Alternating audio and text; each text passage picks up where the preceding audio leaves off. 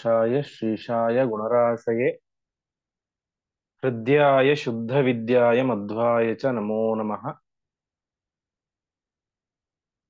नारायणाय परिपूर्णगुणार्णवाय विश्वोदय स्थितिलयो नियतिप्रदाय ज्ञानप्रदाय विबुधा सुरसौख्यदुःख सत्कारणाय वितताय नमो नमस्ते। श्रीगुरुभ्यो नमः। हरिः ಓಂ।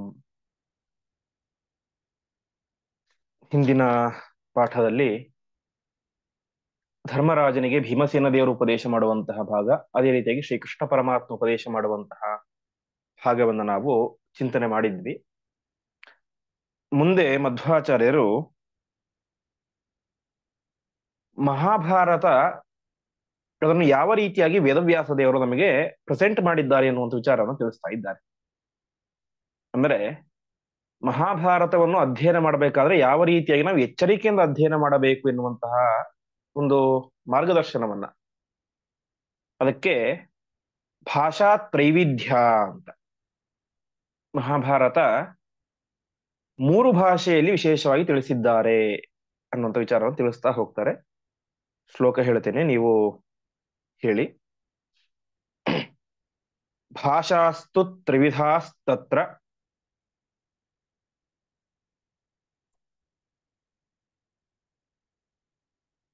ಮಯಾ ವೈ ಸಂಪ್ರದರ್ಶಿತಾಃ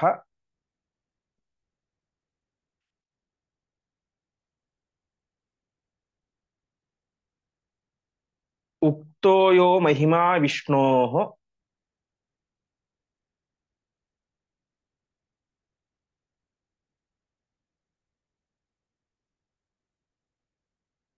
ಸತೂಕ್ತೋ ಹಿ ಸಮಾಧಿನಾ.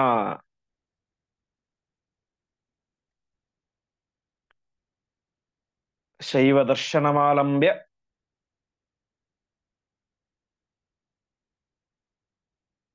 ಕ್ವಚಿತ್ ಶೈವೀ ಕಥೋದಿತ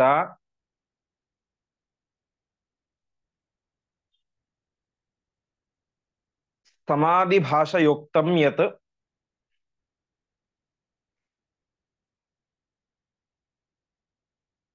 ತತ್ಸರ್ವಂ ಗ್ರಾಹ್ಯಮೇವ ಹಿ.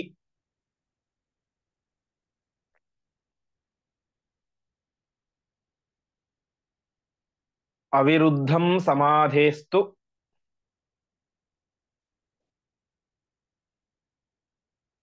ದರ್ಶನೋಕ್ತಂ ಚ ಗೃಹ್ಯತೆ.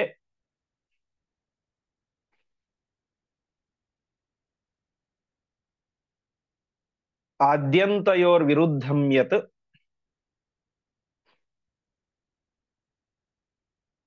ದರ್ಶನಂ ತದುದಾಹೃತಂ.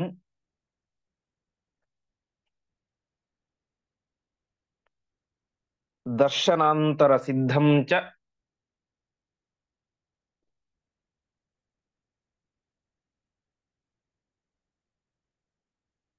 ಗುಹ್ಯ ಭಾಷಾನ್ಯಥಾ ಭವೇತ್.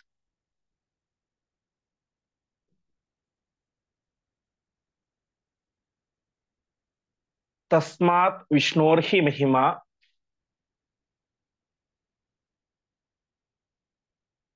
ಭಾರತೋಕ್ತೋ ಯಥಾರ್ಥತಃ.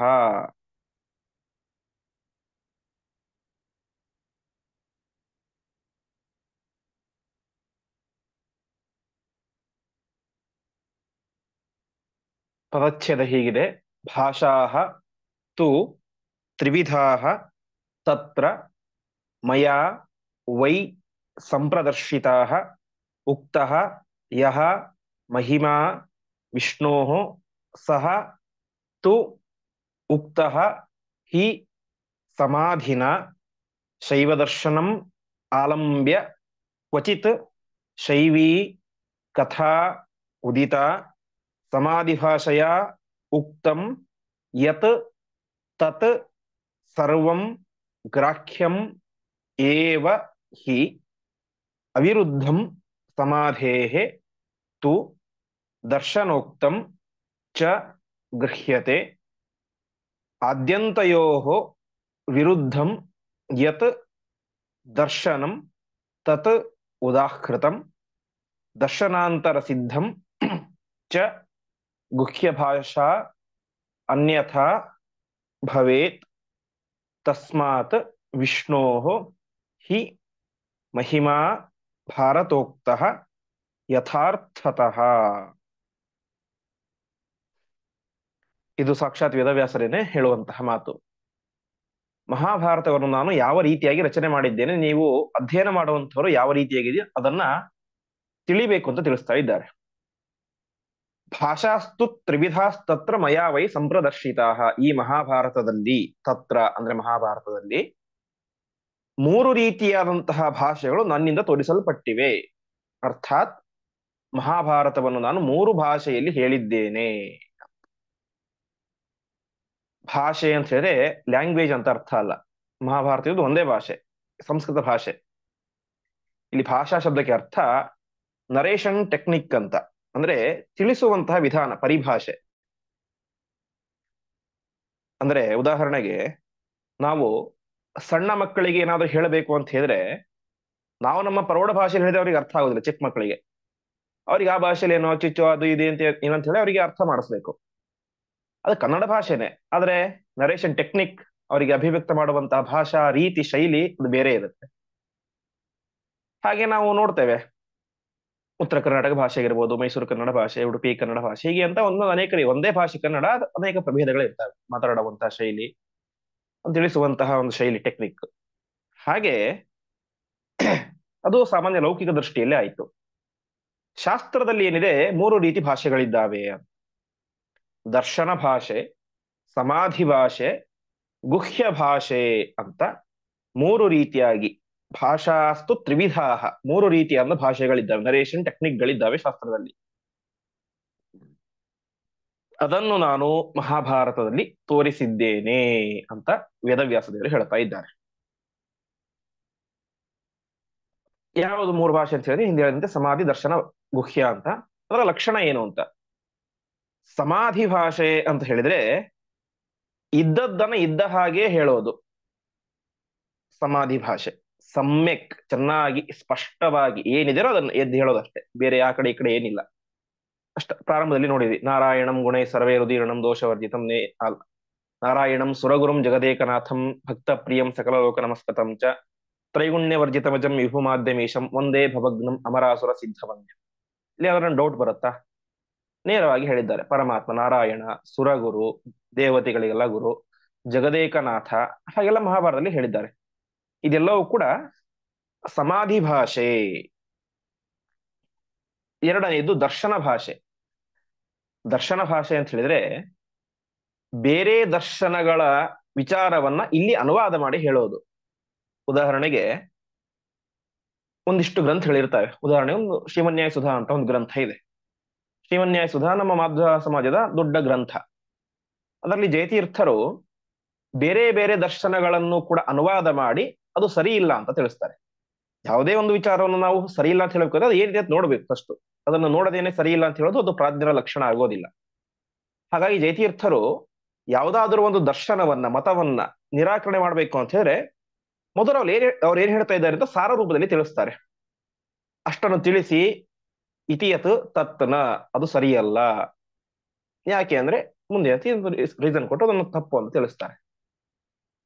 ಹಾಗಾಗಿ ಅಲ್ಲಿ ಏನೋ ಹೇಳಿರ್ತಾರೆ, ಮಧ್ವ ಸಿದ್ಧಾಂತಕ್ಕೆ ವಿರುದ್ಧವಾಗಿ ಪರಮಾತ್ಮ ಸರ್ವೋತ್ತಮ ಅಲ್ಲ, ಪರಮಾತ್ಮ ನಿರ್ಗುಣ ಹೇಳಿರ್ತಾರೆ. ಅದೆಲ್ಲ ಏನಾಗುತ್ತೆ, ದರ್ಶನ ಭಾಷೆ. ಬೇರೆ ದರ್ಶನಗಳು ಈ ರೀತಿಯಾಗಿ ಹೇಳಿದ್ದಾರೆ ಅಂತ ಇಲ್ಲಿ ಜಸ್ಟ್ ಪ್ರೆಸೆಂಟ್ ಮಾಡೋದು, ಅನೌನ್ಸ್ ಮಾಡೋದಷ್ಟೇ. ಅದು ಜಯತೀರ್ಥರ ಅಭಿಪ್ರಾಯ ಅಲ್ಲ.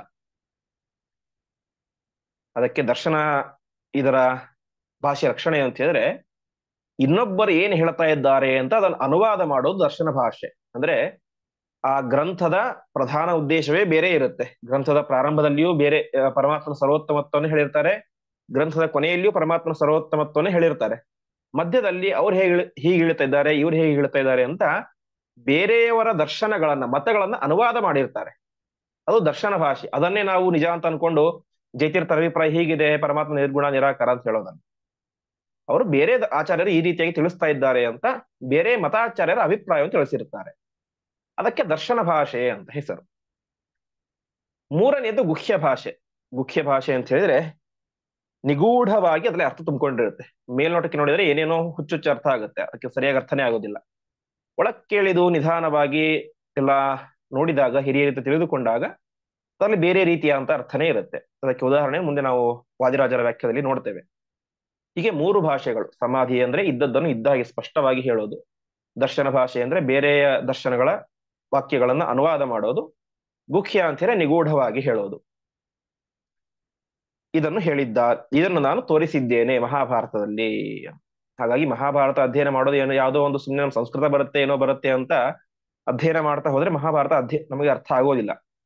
ವಿಶೇಷವಾಗಿ ನಾವು ನೋಡುವಂತೆ ಆ ಮಹಾಭಾರತದಲ್ಲಿ ಸುಮಾರು 8,000 ಶ್ಲೋಕಗಳು ಗುಹ್ಯ ಭಾಷೆಯಲ್ಲಿ ಇದ್ದಾವೆ.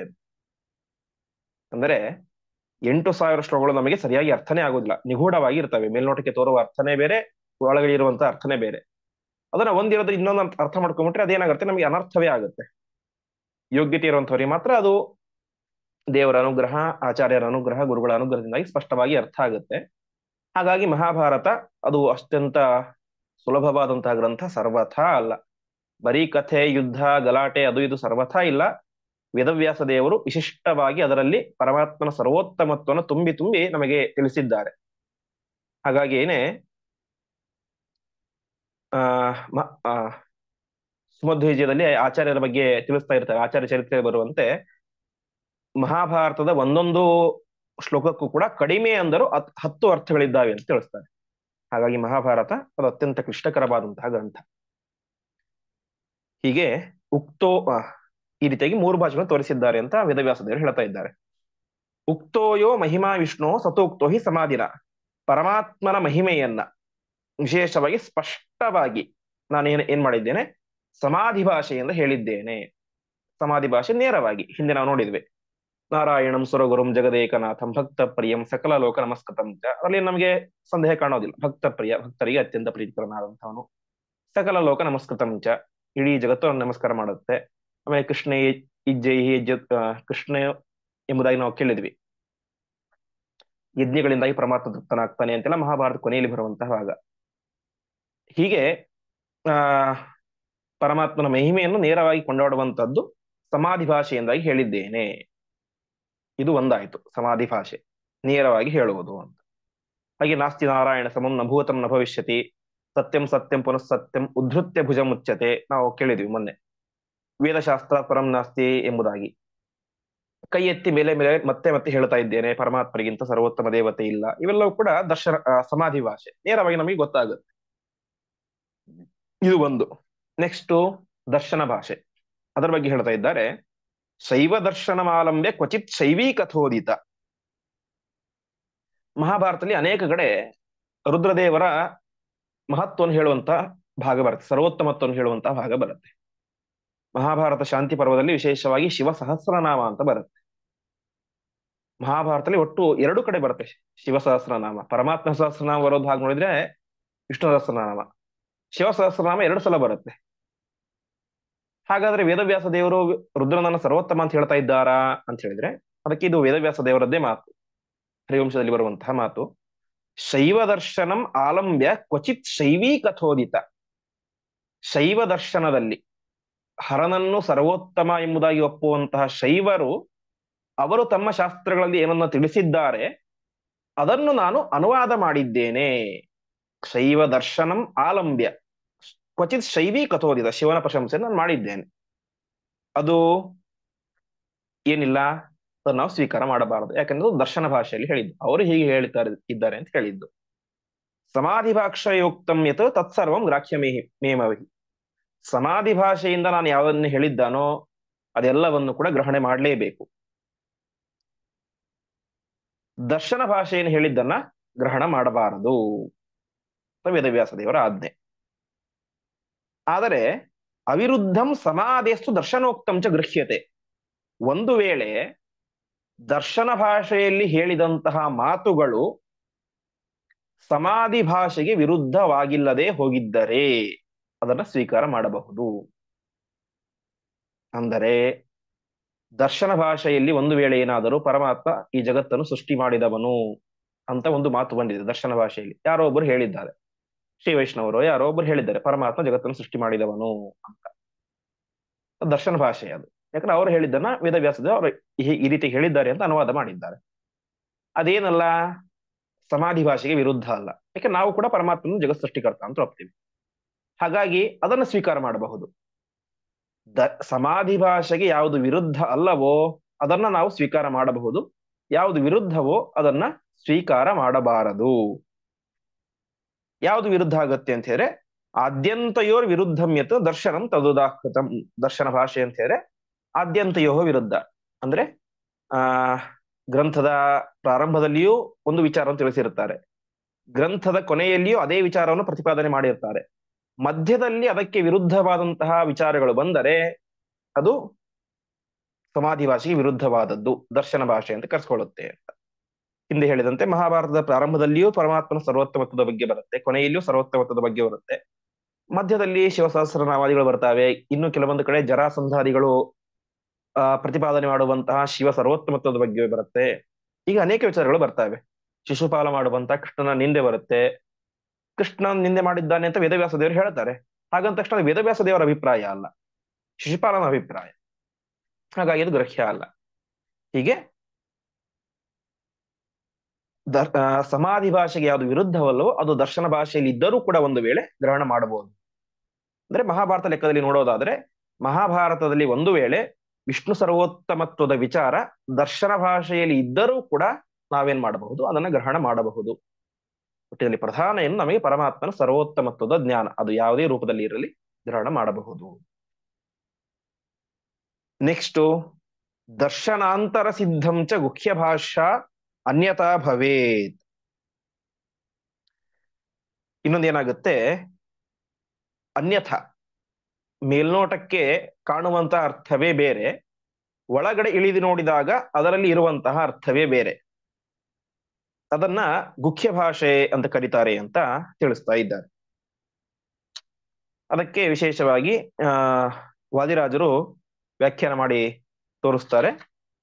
ಮಹಾಭಾರತದಲ್ಲಿ ಬರುವಂತಹ 2 ಶ್ಲೋಕಗಳು, ಅಟ್ಟಶೂಲಾಹ ಜನಪದಾಹ ಶಿವಶೂಲಾಹ ಚತುಷ್ಪಥಾಹ ಪ್ರಮದಾಹ ಕೇಶಶೂಲುನ್ಯ ಭವಿಷ್ಯಂತಿ ಕಲೋ ಯುಗೇ ಅಂತ. ಇದನ್ನು ನೋಡಿದಾಗ ನಮಗೇನಾಗೋದಿಲ್ಲ, ಅರ್ಥನೇ ಆಗೋದಿಲ್ಲ. ಅಟ್ಟಶೂಲಾಹ ಜನಪದಾಹ, ಏನ್ ಅಟ್ಟ ಅಂದ್ರೆ, ಕನ್ನಡದಲ್ಲಿ ಅಟ್ಟ ಅಂತ ಗೊತ್ತು, ಸಂಸ್ಕೃತದಲ್ಲಿ ಅಟ್ಟ ಅಂದ್ರೆ ಏನು, ಶೂಲಾಹ. ಇದು ವಿಚಿತ್ರವಾಗಿದೆ ಶ್ಲೋಕ, ಅಟ್ಟಶೂಲಾಹ ಜನಪದಾಹ ಶಿವಶೂಲಾ ಚತುಷ್ಪಥಾಹ ಅಂತ. ಇದಕ್ಕೆ ಅರ್ಥವೇ ಗೊತ್ತಾಗೋದಿಲ್ಲ. ಇದಕ್ಕೆ ಜ್ಞಾನಿಗಳು ತಿಳಿಸ್ತಾರೆ, ಅಟ್ಟಮನ್ನಂ ಶಿವೋ ವೇದೋ ಬ್ರಾಹ್ಮಣ ಚತುಷ್ಪಥಾಹ ಅಂತ ಆ ವ್ಯಾಖ್ಯಾನಕಾರ ತಿಳಿಸುವಂತೆ, ಅಟ್ಟ ಶಬ್ದಕ್ಕೆ ಅನ್ನ ಅಂತ ಅರ್ಥ. ಶೂಲ ಅಂತ ಹೇಳಿದ್ರೆ ಮಾರುವುದು, ಶೂಲಂ ತದ್ವಿಕ್ರಿಯಂ ವಿದುಹು, ವಿಕ್ರಯ ಮಾರುವುದು ಅಂತ.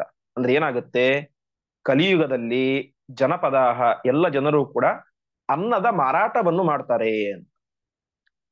ಅನ್ನ ಎಂಬುದು ಅದು ಯಾವತ್ತೂ ಕೂಡ ಮಾರಾಟದ ವಸ್ತು ಅಲ್ಲ. ಇಷ್ಟು ರೂಪಾಯಿ ಕೊಟ್ಟರೆ ನಿಂಗೆ ದುಡ್ಡು ಊಟ ಹಾಕ್ತೇನೆ ಅಂತ ಹೇಳುವಂತಹ ವಸ್ತು ಅಲ್ಲ ಅನ್ನ.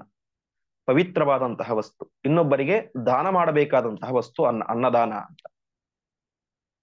ಇದು ಹಿಂದಿನ ಯುಗಗಳಲ್ಲಿ ಇತ್ತು, ಈಗಿನ ಯುಗದಲ್ಲಿಯೂ ಪ್ರಾರಂಭದಲ್ಲಿ ಇತ್ತು. ಆದರೆ ಇತ್ತೀಚಿನ ದಶಕಗಳಲ್ಲಿ ಅಥವಾ ಶತಮಾನಗಳಲ್ಲಿ ಏನಾಗಿದೆ, ಪಾಶ್ಚಾತ್ಯರ ಪ್ರಭಾವದಿಂದಾಗಿ ಅನ್ನ ಎಂಬುದು ಮಾರಾಟದ ವಸ್ತು ಆಗಿದೆ. ಅದು ಅನೇಕರು ನಿಮ್ಗೆಲ್ಲ ಗೊತ್ತೇ ಇರುತ್ತೆ, ಹೋಟೆಲ್ಗಳ ಇತ್ಯಾದಿಗಳೆಲ್ಲ ಅನ್ನವನ್ನ ಮಾರ್ತಾರೆ, ಕೆಲವೊಂದ್ ಕಡೆ ಮನೆಯಲ್ಲಿಯೇ ಮಾರ್ತಾರೆ. ಹೀಗೆ ಅದು ತುಂಬಾ ಅಧ್ವಾನ ಆಗಿದೆ. ಇದು ತಪ್ಪು. ಅಟ್ಟಶೂಲಾಹ ಜನಪದಾಹ, ಕಲಿಯುಗದಲ್ಲಿ ಜನರು ಅನ್ನವನ್ನ ಮಾರ್ತಾರೆ. ಶಿವಶೂಲಾಹ ಚತುಷ್ಪಥಾಹ, ಮೇಲ್ನೋಟಕ್ಕೆ ನೋಡಿದ್ರೆ ಶಿವನ ಶೂಲ ಅಂದ್ರೆ ತ್ರಿಶೂಲ, ಚತುಷ್ಪಥಾಹ 4 ದಾರಿ, ಏನೋ ಹೀಗೆ ಅರ್ಥ ಆಗುತ್ತೆ. ಇದಕ್ಕೆ ಅರ್ಥ ಏನು ಅಂತ ಹೇಳಿದ್ರೆ, ಮುಂದೆ ಶಿವೋ ವೇದ, ಶಿವ ಶಬ್ದಕ್ಕೆ ವೇದ ಅಂತ ಅರ್ಥ. ಅಂದ್ರೆ ಮುಂದೆ ಕಲಿಯುಗದಲ್ಲಿ ದಾರಿಗಳಲ್ಲಿ ವೇದಗಳನ್ನ ಮಾರಾಟ ಮಾಡ್ಲಿಕ್ಕೆ ಪ್ರಾರಂಭ ಮಾಡ್ತಾರೆ. ವೇದ ಎಂಬುದು ಅತ್ಯಂತ ಪವಿತ್ರವಾದಂಥದ್ದು. ಅಂತಹ ಪುಸ್ತಕಗಳನ್ನ ಅಥವಾ ವೇದದ ವಿದ್ಯೆಗಳನ್ನೇ ದಾರಿಯಲ್ಲಿ ಮಾರಾಟ ಮಾಡ್ಲಿಕ್ಕೆ ಶುರು ಮಾಡ್ತಾರೆ. ಇದು ಕಲಿಯುಗದಲ್ಲಿ ಮುಂದೆ ಪ್ರಾರಂಭ ಆಗುತ್ತೆ ಅಂತ. ಆಮೇಲೆ ಪ್ರಮದಾಹ ಕೇಶಶೂಲಿನ್ಯ, ಸ್ತ್ರೀಯರು ವಿಶೇಷವಾಗಿ ಮುಂದೆ ವ್ಯಭಿಚಾರಗಳನ್ನ ಅದನ್ನೇ ತಮ್ಮ ವೃತ್ತಿಯನ್ನಾಗಿ ಮಾಡ್ಕೊಂಡು ಬಿಡ್ತಾರೆ. ಇದೆಲ್ಲವೂ ಕೂಡ ಕಲಿಯುಗದಲ್ಲಿ ಆಗುತ್ತೆ ಅಂತ ಇದು ಮಹಾಭಾರತದಲ್ಲಿ ಬರುವಂತಹ ಮಾತು. ಮೇಲೋಟಕ್ಕೆ ನೋಡಿದ್ರೆ ಏನೋ ಅರ್ಥ ಆಗೋದಿಲ್ಲ ನಮಗೆ, ಅರೆ ವ್ಯಾಖ್ಯಾನಕಾರ ತಿಳಿಸುವಂತೆ ಇದಕ್ಕೆ ಅಟ್ಟ ಅನ್ನೋದಕ್ಕೆ ಅನ್ನ ಅಂತ ಅರ್ಥ, ಶಿವ ಅನ್ನೋದಕ್ಕೆ ವೇದ ಅಂತ ಅರ್ಥ, ಕೇಶಶೂಲಿನ್ಯ ಅನ್ನೋದಕ್ಕೆ ವ್ಯಭಿಚಾರ ಅಂತ ಅರ್ಥ ಅಂತ ಈ ರೀತಿಯಾಗಿ ತಿಳಿಸ್ತಾರೆ. ಇದೆಲ್ಲವೂ ಕೂಡ ಗುಹ್ಯ ಭಾಷೆ. ಮೇಲ್ನೋಟಕ್ಕೆ ನಮಗೆ ಅರ್ಥ ಆಗೋದಿಲ್ಲ, ಆಳಕ್ಕೆ ಇಳಿದು ನೋಡಿದಾಗ ಈ ರೀತಿಗೆ ಅರ್ಥ ಆಗುತ್ತೆ. ಹಾಗೆ ಇನ್ನೊಂದು ಪ್ರಸಿದ್ಧವಾದಂತಹ ಶ್ಲೋಕ, ಉಚ್ಚಿಷ್ಟಂ ಶಿವನಿರ್ಮಾಲ್ಯಂ ಮಾಂತಂ ಚ ಮೃತಕರ್ಪಟಂ ಕಾಕವಿಷ್ಠಾ ಸಮಾಯುಕ್ತಂ ಪಂಚಭೂತಾನಿ ಭಾರತ. ಇದು ಇದು ಕೂಡ ಮಹಾಭಾರತದಲ್ಲಿ ಬರುವಂತಹ ಮಾತು. ಇದಕ್ಕೇನು ಅರ್ಥ ಅಂತ ಹೇಳಿದ್ರೆ, ಮೇಲ್ನೋಟಕ್ಕೆ ನಮಗೆ ಆಗುವಂತ ಅರ್ಥ ಏನು, ಉಚ್ಚಿಷ್ಟ ಅಂದ್ರೆ ಎಂಜಲು ಅಂತ. ಉಚ್ಚಿಷ್ಟ ಇನ್ನೊಬ್ಬರು ತಿಂದು ಬಿಟ್ಟಂತಹ ಎಂಜಲು. ಆ ಎಂಜಲು ಎಂಬುದು ಅತ್ಯಂತ ಪವಿತ್ರವಾದದ್ದು ಮೇಲ್ನೋಟದ ಅರ್ಥ. ಶಿವನಿರ್ಮಾಲ್ಯ, ಶಿವನಿರ್ಮಾಲ್ಯವನ್ನು ಸ್ವೀಕಾರ ಮಾಡಬಾರದು ಅಂತ ನಾವು ಹಿಂದೆನೂ ಕೇಳಿದ್ದೇವೆ ಯಾವ ಕೃಷ್ಣಾವತ ಮಹಾರ್ಣವದಲ್ಲಿ. ಇಲ್ಲಿ ಹೇಳ್ತಾ ಇದ್ದಾರೆ ಶಿವನಿರ್ಮಾಲ್ಯ ಎಂಬುದು ಅತ್ಯಂತ ಶ್ರೇಷ್ಠವಾದದ್ದು. ವಾಂತಂ, ವಾಂತಿ, ಅದು ಅತ್ಯಂತ ಶ್ರೇಷ್ಠವಾದದ್ದು. ಮೃತಕರ್ಪಟಂ, ಶವದ ಮೇಲೆ ಹೊದಿಸಿದಂತಹ ವಸ್ತ್ರ ಅತ್ಯಂತ ಶ್ರೇಷ್ಠವಾದದ್ದು. ಶವದ ಬಗ್ಗೆ, ಶವವನ್ನು ನೋಡಿದರೇನೆ ಕೆಲವೊಬ್ಬರು ಸ್ನಾನ ಮಾಡ್ತಾರೆ, ಆ ರೀತಿಯಾದ ಮೈಲಿಗೆ ಶವಕ್ಕಿದೆ. ಶವದ ಮೇಲಿನ ವಸ್ತ್ರ ಅದು ಅತ್ಯಂತ ಪವಿತ್ರವಾದದ್ದು ಅಂತ ಹೇಳ್ತಾರೆ. ಆಮೇಲೆ ಕಾಕ ವಿಷ್ಠಾ ಸಮಾಯುಕ್ತಂ, ಕಾಗೆಯ ಮಲದಿಂದ ಕೂಡಿದಂತಹ ವಸ್ತು ಅತ್ಯಂತ ಪವಿತ್ರವಾದ. ಕಾಗೆ ಅತ್ಯಂತ ಪವಿತ್ರ, ಕಾಗೆ ಮಲ ಇನ್ನೂ ಅಪವಿತ್ರ. ಇದು ಅತ್ಯಂತ ಪಂಚಭೂತಾನಿ ಭಾರತ ಅಂತ. ಇದು ಮೇಲ್ನೋಟಕ್ಕೆ ನೋಡಿದ್ರೆ ಈ ರೀತಿಯಾಗಿ ಅರ್ಥ ಆಗುತ್ತೆ. ಆ ನಿಜವಾಗಿ ಆಂತರ್ಯ ಏನು ಅಂತ ಹೇಳಿದ್ರೆ, ಉಚ್ಚಿಷ್ಟ ಅಂತ ಹೇಳಿದ್ರೆ ಕರು ಎಂಜಲು ಮಾಡಿದ ನಂತರ, ಅರ್ಥಾತ್ ಕರು ಕೆಚ್ಚಲಿಗೆ ಬಾಯಿ ಹಾಕಿ ಕುಡಿದ ನಂತರ ಹಾಲನ್ನು ಕರಿಬೇಕು ಅಂತ ಶಾಸ್ತ್ರದ ನಿಯಮ. ಯಾಕೆ ಅಂತ ಹೇಳಿದ್ರೆ, ಆ ಹಾಲನ್ನು ಕುಡಿಯಲಿಕ್ಕೆ ಇರುವಂತಹ ಪ್ರಧಾನ ಅಧಿಕಾರ ಯಾರಿಗೆ ಅಂತ ಹೇಳಿದ್ರೆ ಕರುವಿಗೆ ಮಾತ್ರ. ಅದರ ಹಾಲನ್ನು ನಾವೇನ್ ಮಾಡ್ತಾ ಇದ್ದೇವೆ, ಸ್ವೀಕಾರ ಮಾಡ್ತಾ ಇದ್ದೇವೆ. ಹಾಗಾಗಿ ಪ್ರಾರಂಭದಲ್ಲಿ ಹಾಲನ್ನ ಕರುವಿಗೆ ಕೊಟ್ಟು ಅದು ಬಾಯಿ ಹಾಕಿ ಕುಡಿದ ನಂತರ ಮತ್ತೆ ನಾವು ಹಾಲನ್ನು ಕರೆದು ಮತ್ತೆ ಕೊನೆಗೆ ಮತ್ತೆ ಹಾಲು ಕುಡಿಲಿಕ್ಕೆ ಬಿಡಬೇಕು ಅಂತ ತಿಳಿಸ್ತಾರೆ. ಹಾಗಾಗಿ ಅದು ಅತ್ಯಂತ ಪವಿತ್ರವಾದ. ಜಗತ್ತಿನಲ್ಲಿ ಯಾರು ಕೂಡ ಹಸುವಿನ ಹಾಲನ್ನ ಅದು ಎಂಜಲು ಹಾಗೆ ಅಂತ ಯಾರು ಮಾಡೋದಿಲ್ಲ, ಅದು ಶಾಸ್ತ್ರದ ನಿಯಮ ಇದೆ. ಹಾಗೇನೆ ಕರಿಬೇಕು. ಅದು ಅತ್ಯಂತ ಪವಿತ್ರವಾದದ್ದು. ಪರಮಾತ್ಮ ಅಭಿಷೇಕ, ಪರಮಾತ್ಮ ನೈವೇದ್ಯ ಎಲ್ಲವನ್ನು ಕೂಡ ಮಾಡಬೇಕು. ಹಾಗಾಗಿ ಉಚ್ಚಿಷ್ಟಂ ಉಚ್ಚಿಷ್ಟಂ ಅಂದ್ರೆ ಕರು ಕುಡಿದು ಬಿಟ್ಟಂತ ಹಾಲನ್ನು ನಾವೇನ್ ಹೇಳ್ತೀವಿ ಅದು ಎಂಜಲು, ಅದು ಅತ್ಯಂತ ಪವಿತ್ರವಾದದ್ದು ಅಂತ. ಹಿಂದಿನ ಕಾಲದಲ್ಲಿ ಯಾವ ರೀತಿ ಮಾಡ್ತಾ ಇದ್ರು ಅಂತ ಹೇಳಿದ್ರೆ, ಒಂದು ವೇಳೆ ಏನಾದರೂ ಆಕಳು ಕರುವನ್ನ ಹಾಕತ್ತೆ, ಕೆಲವೇ ದಿವಸಗಳಲ್ಲಿ ಕರು ಸತ್ತು ಹೋಗ್ಬಿಡುತ್ತೆ. ಸತ್ತು ಹೋದ ಒಂದು ಯಾವ್ದು ಸತ್ತು ಹೋಯ್ತು, ಅವಾಗ ಅದು ಆಕಳು ಹಾಲು ಕೊಡ್ತಾ ಇರುತ್ತೆ. ಆದರೆ ಕರು ಇಲ್ಲ, ಅದರಿಂದಾಗಿ ಹಾಲು ಕುಡಿಯೋ ಅಧಿಕಾರ ನಮಗೆ ಇಲ್ಲ ಅಂತ ಅನೇಕ ಜ್ಞಾನಿಗಳು ಆ ಆಕಳನ್ನ ಮನೆಯಲ್ಲಿ ಇಟ್ಕೊಳ್ತಾ ಇರ್ಲಿಲ್ಲ ಅಂತ, ಅದನ್ನು ಇನ್ನೊಬ್ಬ ಯಾರು ಕೊಟ್ಬಿಡ್ತಾ ಇದ್ರು. ಅಂದ್ರೆ ಆ ಕರು ಕುಡಿದು ಬಿಟ್ಟ ಹಾಲನ್ನು ಮಾತ್ರವೇ ಸ್ವೀಕಾರ ಮಾಡಬೇಕು, ಅದೇ ಪವಿತ್ರವಾದದ್ದು, ಅದೇ ಮಡಿಯಾದದ್ದು ಎನ್ನುವಂತಹ ವಿಚಾರ. ಹಾಗಾಗಿ ಉಚ್ಚಿಷ್ಟಂ ಅಂದ್ರೆ ಹಾಲು. ಅದಾದ ಮೇಲೆ ಶಿವನಿರ್ಮಾಲ್ಯಂ. ಶಿವನಿರ್ಮಾಲ್ಯಂ ಅಂತ ಹೇಳಿದ್ರೆ ಯಾವ ಗಂಗಾ ನದಿ, ಅದು ನಮಗೆಲ್ಲ ಭಗೀರಥ ಚರಿತ್ರೆಯಲ್ಲಿ ಕೇಳಿರುತ್ತೆ ಭಾಗವತದಲ್ಲಿ. 60,000 ಜನ ಸಗರನ ಮಕ್ಕಳ ಮೇಲೆ ಗಂಗಾ ನದಿ ಹರಿಸಬೇಕು ಅಂತ ಭಗೀರಥ ಏನ್ ಮಾಡಿದ, ಅಪಾರವಾದಂತಹ ತುಂಬಾ ಕಷ್ಟಪಟ್ಟು ತಪಸ್ಸನ್ನು ಮಾಡಿ ಗಂಗೆಯನ್ನು ಒಲಿಸಿಕೊಂಡ. ಗಂಗೆ ಹೇಳಿದಳು, ನಾನು ಡೈರೆಕ್ಟ್ ಆಗಿ ಭೂಮಿಗೆ ಬಿದ್ಬಿಟ್ರೆ ಭೂಮಿಯೇ ಒಡೆದು ಹೋಗಿಬಿಡುತ್ತೆ, ನನ್ನನ್ನು ತಡೆದುಕೊಳ್ಳುವಂತ ದೊಡ್ಡೊಬ್ಬ ಗಟ್ಟಿಗಾರನಾದ ವ್ಯಕ್ತಿ ಬೇಕು ಅಂತ. ಮತ್ತೆ ತಪಸ್ ಮಾಡಿದಾಗ ರುದ್ರದೇವರು ಬಂದ್ರು, ತಮ್ಮ ತಲೆಯಲ್ಲಿ ಅದನ್ನು ಧಾರಣೆ ಮಾಡಿದ್ರು, ಮತ್ತೆ ಅದನ್ನ ಸ್ವಲ್ಪ ಬಿಟ್ಟರು. ಅದೆಲ್ಲ ಮುಂದೆ ಕಥೆ ಇದೆ. ಹಾಗಾಗಿ ಶಿವ ನಿರ್ಮಾಲ್ಯ ಅಂತೇಳಿ ಶಿವನ ತಲೆಯಿಂದ ಕೆಳಗಡೆ ಬಂದಂತಹ ಗಂಗೆ. ಗಂಗಾ ನದಿ ಅತ್ಯಂತ ಪವಿತ್ರ, ಅದೆಲ್ಲರಿಗೂ ಗೊತ್ತಾ ಇದೆ. ಹಾಗಾಗಿ ಶಿವ ನಿರ್ಮಾಲ್ಯ ಪವಿತ್ರ ಅಂತ ಹೇಳಿದ್ರೆ ಗಂಗಾ ನದಿ ಅತ್ಯಂತ ಪವಿತ್ರ, ಅದನ್ನು ಸ್ವೀಕಾರ ಮಾಡಬೇಕು. ಆಮೇಲೆ ವಾಂತಂಚ, ವಾಂತಂ ಅಂತ ಹೇಳಿ ವಾಂತಿ ಅಂತ. ವಾಂತಿ ಅಂತ ಹೇಳಿದ್ರೆ ಜೇನು ಹುಳ ಏನಿದೆ ಅದು ಒಂದೊಂದು ಹೂವಿನ ಮೇಲೆ ಕುಳಿತು ಕುಳಿತು ಕುಳಿತು ಮಕರಂದವನ್ನ ಬಾಯಿಯಿಂದ ಹೀರುತ್ತೆ. ಹೀರಿದಂತಹ ಮಕರಂದವನ್ನ ಏನ್ ಮಾಡುತ್ತೆ, ವಾಪಸ್ ತನ್ನ ಗೂಡಿಗೆ ಬಂದು ಅದೇ ಬಾಯಿಂದಾಗಿ ಹೊರಗಡೆ ಹಾಕ್ತದೆ. ಒಂದು ರೀತಿಯಲ್ಲಿ ವಾಂತಿ. ಆದ್ರೆ ಮಧು ಅತ್ಯಂತ ಪವಿತ್ರವಾದದ್ದು. ಮಧು ಅಭಿಷೇಕ, ಪಂಚಾಮೃತದಲ್ಲಿ ಮಧು ಬೇಕೇ ಬೇಕು. ಶ್ರಾದ್ದಾದಿಗಳಲ್ಲೂ ಮಧು ಬೇಕೇ ಬೇಕು. ವಿಶೇಷವಾಗಿ ಪ್ರಾಣದೇವರಿಗೆ ಮಧು ಅಭಿಷೇಕ ಅಂತ ಮಾಡ್ತೀವಿ. ಹೀಗೆ ಅದು ಅತ್ಯಂತ ಪವಿತ್ರವಾದದ್ದು. ಆಮೇಲೆ ಮೃತಕರ್ಪಟಂ, ಶವದ ಮೇಲಿನ ವಸ್ತ್ರ. ಶವದ ಮೇಲಿನ ವಸ್ತ್ರ ಅಂತ ಹೇಳಿ ರೇಷ್ಮೆ ವಸ್ತ್ರ, ರೇಷ್ಮೆ ಹುಳುಗಳನ್ನು ಸಾಯಿಸಿಯೇನೆ ಆ ವಸ್ತ್ರವನ್ನು ಮಾಡಬೇಕು, ಅದು ಪವಿತ್ರವಾದದ್ದು. ಆಮೇಲೆ ಕಾಕವಿಷ್ಠ ಸಮಾಯುಕ್ತಂ ಅಂದ್ರೆ ಅಶ್ವತ್ಥ ವೃಕ್ಷ. ಅಶ್ವತ್ಥ ವೃಕ್ಷದ ಮೇಲೆ ವಿಶೇಷವಾಗಿ ಆ ಕಾಗೆಗಳು ಜಾಸ್ತಿ. ಕಾಗೆಗಳು ಬಂದು ಅಲ್ಲೇನೋ ಗಲೀಜು ಮಾಡೋದೆಲ್ಲ ಮಾಡ್ತಾ ಇರ್ತವೆ. ಆದರೆ ಅದೇನಾಗಿದೆ, ಅಶ್ವತ್ಥ ವೃಕ್ಷ ಅತ್ಯಂತ ಪವಿತ್ರವಾದದ್ದು. ಸ್ವಯಂ ಗೀತೆಯಲ್ಲಿ ಪರಮಾತ್ಮ ಹೇಳುವಂತೆ ಅಶ್ವತ್ಥ ಸರ್ವವೃಕ್ಷಾಣಾಮ ಅಂತ, ಎಲ್ಲ ಮರಗಳಲ್ಲಿ ಕೂಡ ಅಶ್ವತ್ಥ ಮರದಲ್ಲಿ ನನ್ನ ವಿಶೇಷವಾದಂತ ವಿಭೂತಿ ರೂಪ ಇದೆ ಎಂಬುದಾಗಿ ಪರಮಾತ್ಮ ತಿಳಿಸಿದ್ದಾನೆ. ಹಾಗಾಗಿ ಈ ಐದು ಏನಾಗುತ್ತೆ, ಆ ಪವಿತ್ರ ಆಗುತ್ತೆ ಅಂತ. ಮೇಲ್ನೋಟಕ್ಕೆ ನೋಡಿದ್ರೆ ನಮಗೆ ಗೊತ್ತೇ ಆಗೋದಿಲ್ಲ. ಶವದ ಮೇಲಿನ ವಸ್ತ್ರ ಪವಿತ್ರ ಅಂತ ಯಾರಾದರೂ ಯಾವುದೋ ಸತ್ತಂತ ಶವದ ಮೇಲಿನ ಹೊಟ್ಟೆ ತಂದು ಅದನ್ನು ಒದ್ದೆ ಮಾಡಿ ಒಣಗಾಕಿ ಯೂಸ್ ಮಾಡಿದ್ರೆ ಮಹಾ ಅನರ್ಥ. ಹಾಗೆ ಯಾರೋ ಮಾಡಿದ ವಾಂತಿನೇನು ಪವಿತ್ರ ಅಂತ ಅನ್ಕೊಂಡ್ರೆ ಅದು ಒಂದು ದೊಡ್ಡ ಅನರ್ಥ. ಹಾಗಾಗಿ ಅದು ಮೇಲ್ನೋಟಕ್ಕೆ ಕಾಣುವಂತ ಅರ್ಥನೇ ಬೇರೆ, ಒಳಗಡೆ ಇರುವಂತ ಅರ್ಥನೇ ಬೇರೆ ಅಂತ. ಈ ರೀತಿಯಾಗಿ ಯಾಕೆ ಹೇಳಿದ್ರು?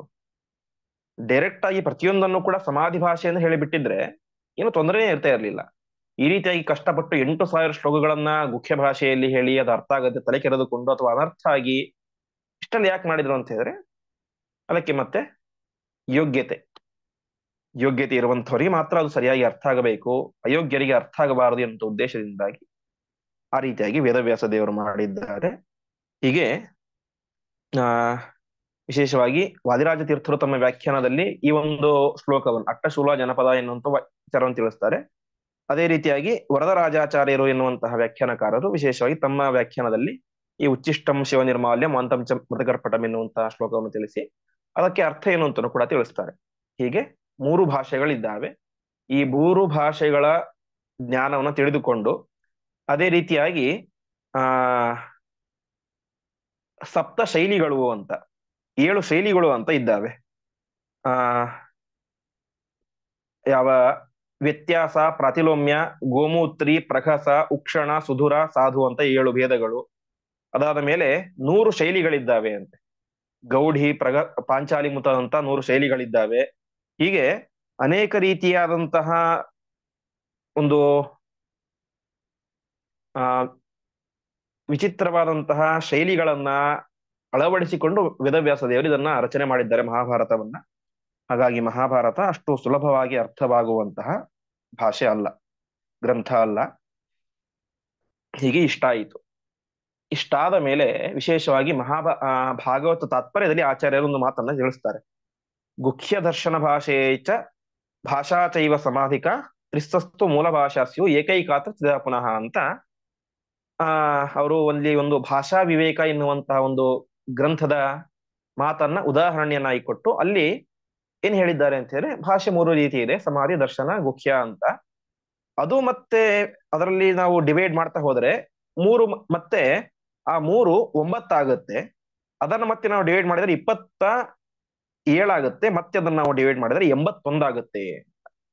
ಏನು ಡಿವೈಡ್ ಮಾಡೋದು ಅಂತ ಹೇಳಿದ್ರೆ, ನಾವು ಜೀವನ ಸ್ವಭಾವದಲ್ಲಿ ಕೇಳ್ತೇವೆ ಸಾತ್ವಿಕರು, ರಾಜಸರು, ತಾಮಸರು ಅಂತ. ಅದರಲ್ಲಿ ಮತ್ತೆ ಸಾತ್ವಿಕರು, ಸಾತ್ವಿಕ ರಾಜಸರು, ಸಾತ್ವಿಕ ತಾಮಸರು, ಸಾತ್ವಿಕ ಮತ್ತೆ ರಾಜಸ ಸಾತ್ವಿಕರು, ರಾಜಸರು, ರಾಜಸ ತಾಮಸರು, ಮತ್ತೆ ತಾಮಸ ಸಾತ್ವಿಕರು, ತಾಮಸ ರಾಜಸರು, ತಾಮಸ ತಾಮಸರು. ಹೀಗೆ 9 ವಿಧ ಅಂತ. ಮತ್ತೆ ನಾವು ಜಾಸ್ತಿ ಮಾಡ್ತಾ ಹೋದ್ರೆ ಒಟ್ಟು 81 ವಿಧಾನ ಆಗುತ್ತೆ. ಅಲ್ಲಿ ಆಚಾರ್ಯರು ತಿಳಿಸುವಂತೆ ಭಾಗವತ ತಾತ್ಪರ್ಯದಲ್ಲಿ ಈ ಸಮಾಧಿ, ದರ್ಶನ, ಗುಖ್ಯ ಎನ್ನುವಂತಹ ಅದು ಕೂಡ ಒಟ್ಟು ವಿಸ್ತಾರವಾಗಿ ನೋಡಿದರೆ 81 ವಿಧವಾಗಿದೆ ಅಂತ. ಅಂದ್ರೆ ಬರೀ ಒಂದೇ ಸಮಾಧಿ ಭಾಷೆ ಅಂತ ಒಂದೇ ಇದು ಅಂತ ಅರ್ಥ ಅಲ್ಲ. ಅದರಲ್ಲೂ ಕೂಡ ಮತ್ತೇನಾಗಿದೆ, ಇಷ್ಟೊಂದು ವಿಭಾಗಗಳಿದ್ದಾವೆ ಅಂತ. ಅದು ಹೇಗೆ ಅಂತ ತಿಳಿಸ್ತಾರೆ. ಸಮಾಧಿ ಭಾಷೆ ಇಟ್ಕೊಂಡಾಗ ಸಮಾಧಿ ಭಾಷಾ, ಸಮಾಧಿ ದರ್ಶನ ಭಾಷಾ, ಸಮಾಧಿ ಗುಖ್ಯ ಭಾಷಾ ಒಂದು ಲೈನ್ ಆಯ್ತು. ಆಮೇಲೆ ದರ್ಶನ ಸಮಾಧಿ ಭಾಷಾ, ದರ್ಶನ ಭಾಷಾ, ದರ್ಶನ ಗುಖ್ಯ ಭಾಷಾ, ಮತ್ತೆ ಗುಖ್ಯ ಸಮಾಧಿ ಭಾಷಾ, ಗುಖ್ಯ ದರ್ಶನ ಭಾಷಾ, ಗುಖ್ಯ ಭಾಷಾ. ಹೀಗೆ ಅದು 9 ವಿಧ ಆಗಿದೆ. ಮತ್ತೆ 27 ಆಗುತ್ತೆ. ನೆಕ್ಸ್ಟ್ ಮತ್ತೆ 81 ಆಗುತ್ತೆ. ಅದು ತುಂಬಾ ವಿಸ್ತಾರವಾಗಿದೆ. 81 ಸ್ವಲ್ಪ ನೋಡೋದಾದ್ರೆ ಸಮಾಧಿ ಸಮಾಧಿ ಸಮಾಧಿ ಸಮಾಧಿ ಭಾಷಾ 4. ಎರಡನೇದ್ದು ಸಮಾಧಿ ಸಮಾಧಿ ಸಮಾಧಿ ದರ್ಶನ ಭಾಷಾ, ಸಮಾಧಿ ಸಮಾಧಿ ಸಮಾಧಿ ಗುಖ್ಯ ಭಾಷಾ. ಹೀಗೆ ಆಗ್ತಾ ಆಗ್ತಾ ಆಗ್ತಾ ಕೊನೆಗೆ 81ನೇದ್ದು ಗುಹ್ಯ ಗುಹ್ಯ ಗುಖ್ಯ ಗುಖ್ಯ ಭಾಷಾ. ಅಂದ್ರೆ ಬರೀ ಗುಖ್ಯ ಭಾಷೆ ಮೇಲೋಟಕ್ಕೆ ಮಾತ್ರ ಅಷ್ಟಿರುತ್ತೆ ಅಂತ ಅರ್ಥ ಅಲ್ಲ. ಕೆಲವೊಂದು ಎಷ್ಟು ಪ್ರಯತ್ನ ಮಾಡಿದ್ರೆ ಅರ್ಥವೇ ಆಗೋದಿಲ್ಲ. ಇನ್ನಷ್ಟು ತೀರಾ ಗುಖ್ಯತೆ, ಅದರಲ್ಲಿ 1% ಮಾತ್ರ. ಅಂದ್ರೆ ಈ ಗುಹ್ಯ ಗುಹ್ಯ ಗುಹ್ಯ ಗುಖ್ಯ ಭಾಷೆ ಅಂತ ಹೇಳಿದ್ರೆ ಅದು 100ಕ್ಕೆ 100 ಗುಖ್ಯವಾಗಿ ಬಿಟ್ಟಿದೆ ಅಂತ. ಸುಮ್ಮನೆ ಒಂದು ಗುಹ್ಯ ಅಂತ ಹೇಳಿದ್ರೆ 25% ಗುಹ್ಯವಾಗಿದೆ, ಸ್ವಲ್ಪ ಅರ್ಥ ಆಗ್ಬಹುದು. ಎರಡು ಗುಹ್ಯ ಸೇರಿದರೆ 50% ಅರ್ಥ ಆಗುತ್ತೆ, 50% ಅರ್ಥ ಆಗೋದಿಲ್ಲ ಅಂತ. 73 ಸೇರಿದರೆ 75% ಆಯ್ತು. 4 ಸೇರಿದರೆ 100ಕ್ಕೆ 100% ಏನಾಗಿದೆ, ಆ ಶ್ಲೋಕ ಗುಹ್ಯ ಭಾಷೆಯಲ್ಲಿಯೇ ಇದೆ. ತಲೆ ಕೆಳಗ್ ಮಾಡ್ಕೊಂಡು ಏನ್ ಮಾಡಿದ್ರು ಕೂಡ ಅರ್ಥನೇ ಆಗೋದಿಲ್ಲ ಅಂತ ಆ ವ್ಯಾಖ್ಯಾನಕಾರರು 81 ವಿಭಾಗಗಳನ್ನು ಕೂಡ ತಿಳಿಸ್ತಾರೆ. ಪುರಾಣದ ಭಾಷೆಗಳ ಶೈಲಿ ಯಾವ ರೀತಿ ಇರುತ್ತೆ ಅಂತ. ಆ ರೀತಿಯಾಗಿ ಪ್ರಧಾನವಾಗಿ 3 ಭಾಷೆಗಳು: ದರ್ಶನ, ಸಮಾಧಿ, ದರ್ಶನ, ಗುಹ್ಯ. ಅದು ಮತ್ತೆ ಪುನಃ 9 ವಿಭಾಗ. ಅದು ಮತ್ತೆ ಪುನಃ ವಿಸ್ತಾರ ಮಾಡಿದಾಗ 27, ಮತ್ತೆ ಪುನಃ ಅದನ್ನು ವಿಸ್ತಾರ ಮಾಡಿದಾಗ 81. ಈ ರೀತಿಯಾಗಿ 81 ಭಾಷೆಗಳು, 106 ಶೈಲಿಗಳಿದ್ದಾವೆ. ಅಷ್ಟೆಲ್ಲಾ ಶೈಲಿಗಳನ್ನ, ಭಾಷೆಗಳನ್ನ ಇಷ್ಟ ತಿಳಿದುಕೊಂಡು ಮಹಾಭಾರತವನ್ನು ನೋಡಿದಾಗ ಮಹಾಭಾರತ ನಮಗೆ ಸರಿಯಾಗಿ ಅರ್ಥ ಆಗಲಿಕ್ಕೆ ಸಾಧ್ಯತೆ ಇದೆ. ಇದೆಲ್ಲವನ್ನೂ ತಿಳಿದುಕೊಂಡು ಅಧ್ಯಯನ ಮಾಡೋದು ತುಂಬಾ ಕಷ್ಟ. ಹಾಗಾಗಿ ಗುರುಗಳ ಮಾರ್ಗದರ್ಶನದಲ್ಲಿ ನಮ್ಮ ಯೋಗ್ಯತೆ ಎಷ್ಟಿರುತ್ತೋ ಅಷ್ಟನ್ನು ನಾವು ಯಥಾರ್ಥವಾಗಿ ಚಿಂತನೆ ಮಾಡಬೇಕು. ಅದಕ್ಕೆ ಪ್ರಧಾನವಾಗಿ ಬೇಕಾದದ್ದು ದೇವರ ಅನುಗ್ರಹ, ಗುರುಗಳ ಅನುಗ್ರಹ ಮತ್ತು ನಮ್ಮ ಬುದ್ಧಿ ಶುದ್ಧ. ಯಾವುದೇ ರೀತಿಯಾದಂಥ ಆಗ್ರಹಗಳಿಲ್ಲದಂತೆ ವೇದವ್ಯಾಸ ದೇವರ ಏನು ಹೇಳಿದ್ದಾರೋ ಅದನ್ನ ಆಚಾರ್ಯರ ತಾತ್ಪರ್ಯ ನಿರ್ಣಯದ ಹಿನ್ನೆಲೆಯಲ್ಲಿ ನಾವು ನೋಡ್ತಾ ಹೋದಾಗ ವಿಶಿಷ್ಟವಾದಂಥ ಅರ್ಥ ಆಗ್ತಾ ಹೋಗುತ್ತೆ. ಹೀಗೆ ಈ 4 ಶ್ಲೋಕಗಳಲ್ಲಿ 120, 121, 122 ಮತ್ತು 123 ಈ 4 ಶ್ಲೋಕಗಳಲ್ಲಿ ವಿಶೇಷವಾಗಿ ಭಾಷಾ ತ್ರೈವಿಧ್ಯ, ಅದಕ್ಕೆ ಉದಾಹರಣೆಗಳು, ಮತ್ತೆ ಅದರ ವಿಸ್ತಾರ, ಅದೆಲ್ಲವನ್ನು ಕೂಡ ಆಚಾರ್ಯರು ನಮಗೆ ಸಂಗ್ರಹ ಮಾಡಿ ಕೊಟ್ಟಿದ್ದಾರೆ. ಮತ್ತೆ ಮುಂದೆ ಪರಮಾತ್ಮನ ಅನೇಕ ರೀತಿಯಾದ ಭಕ್ತರು, ಅಂದ್ರೆ ಹಿಂದೆ ನೋಡಿದ್ದೇನೆ, ಹೀಗೆ ವಾಯುದೇವರು, ಆಮೇಲೆ ಭಾರತೀ ದೇವಿ, ಗರುಡಶೇಷ ರುದ್ರಾದಿಗಳು, ಅವರೆಲ್ಲ ಹೇಗೆ ಅವತಾರ ಮಾಡಿದ್ರು ಅಂತ ಮತ್ತೆ ಒಂದು ಸ್ವಲ್ಪ ಸಂಕ್ಷಿಪ್ತವಾಗಿ 4-5 ಶ್ಲೋಕಗಳಲ್ಲಿ ತಿಳಿಸ್ತಾರೆ. ಆ ಉಳಿದ ಅರ್ಥದ ಚಿಂತನೆಯನ್ನ